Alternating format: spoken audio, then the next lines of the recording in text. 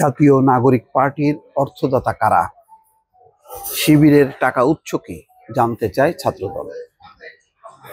আমি দেখছি যে সোশ্যাল মিডিয়াতেও বেশ নাগরিক পার্টির অর্থদাতা কারা, কে কোথা থেকে টাকা পেল এত বড় আয়োজনের, তাদের 28 তারিখে যেদিন তাদের জন্ম হয় সেই বড় আয়োজনে তারা অফিস যে চালায়, একটা বেশ বড় অফিস, সেই অফিসের কারা চালাচ্ছে, কে টাকা দিচ্ছে, এসব নিয়ে কথাবার্তা হচ্ছে। আবার সচ্ছল মানুষরা টাকা দিচ্ছে এমন কথা নাহিদ ইসলাম বলছে, পরে বলছে যে এটা মানে ভুল খবর। যাই হোক, এখন ছাত্র দলের নেতারা জানতে চাচ্ছে একই সঙ্গে জাতীয় নাগরিক পার্টির অর্থদাতা কারা, শিবিরের টাকার উৎস কি। শিবিরের ব্যাপারটা আমি যেটা বুঝি যে শিবিরের আসলে সাথে মিলবে না জাতীয় নাগরিক পার্টি।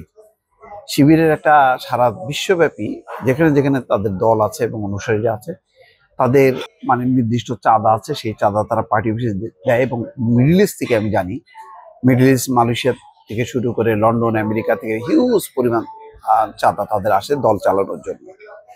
ফলে শিবির ঠিক মানে চাঁদাবাজি করে টাকা তোলে এটা বোধহয় না, বরং সেক্ষেত্রে কিন্তু শিবির পাল্টা বলতে পারে যে ছাত্র দল চাঁদাবাজি করে।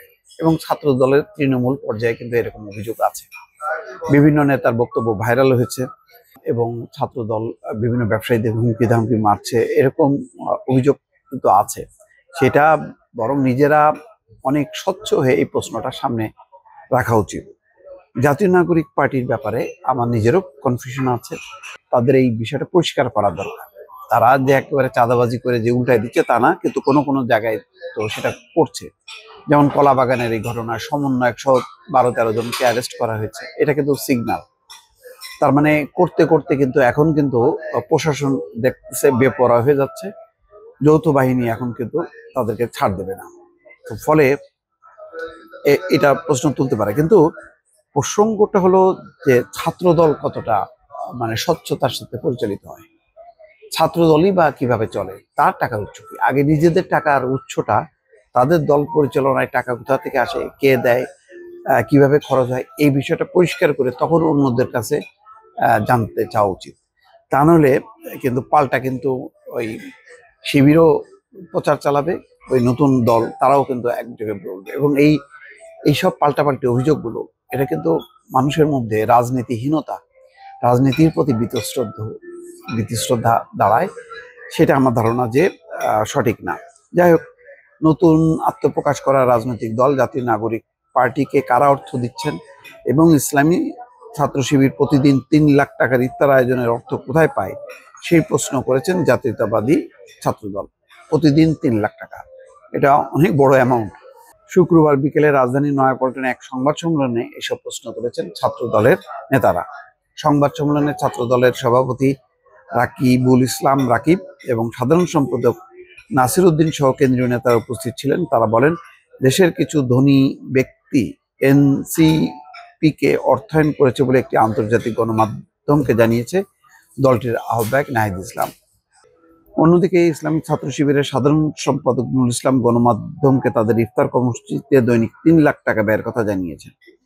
এই যে এনসিপিকে অর্থায়ন করেছে ধনী ব্যক্তি, সেই ধনী ব্যক্তি কারা এটা প্রকাশ করা উচিত। এবং এই ধনী ব্যক্তিদের টাকা, আমার ধারণা যে ছাত্রদের এই দল, তারা তাদের ওই শিবিরের মতন বা জামাত ইসলামের মতন একটা চেইন করা দরকার, যে তারা কিভাবে চাঁদাটা তুলে আমার ধারণা যে যদি তারা এস সালামের কাছ থেকে, বসুন্ধরার কাছে, অথবা একে আজাদ, আমিম গ্রুপে, তাদের কাছ থেকে যদি টাকা নিয়ে থাকে, সেই টাকার পরিমাণটা প্রকাশ করা দরকার এবং এই টাকা পর্যায়ক্রমে পরিশোধ করে দেওয়া উচিত।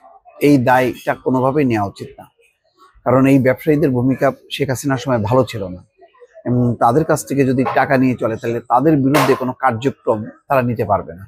তারা যেহেতু সরকারে আছে, এখনো সরকারের বাইরেও আছে, সুতরাং তারা অনেক বেশি স্বচ্ছ হবে এবং এই মাফিয়া ব্যবসায়ীদের কাছ থেকে তারা এইভাবে সহায়তা নিতে পারে না। যদি নিয়ে থাকে, তাদের বলা উচিত যে আমরা ভুল করেছি, আর সেই টাকাটা কিভাবে তারা ফেরত দেবে সেটাও ঘোষণা করা উচিত, ডিক্লেয়ার করা উচিত। অর্থাৎ এই বিষয়ে যত বেশি স্বচ্ছ হবে, রাজনীতি পরিষ্কার হবে, 5ই আগস্ট রাজনৈতিক এই লুটপাটের রাজনীতি যে ছিল শেখ হাসিনার, সেটার পরিবর্তে একটা স্বচ্ছ সুন্দর সৎ রাজনীতি প্রতিষ্ঠা করার জন্য সব পক্ষকেই চেষ্টা করতে হবে। এখন ছাত্রদল অভিযোগ করবে শিবির, তারপর নাগরিক পার্টির ব্যাপারে, তারা আবার অভিযোগ করবে ছাত্র দলের উপরে।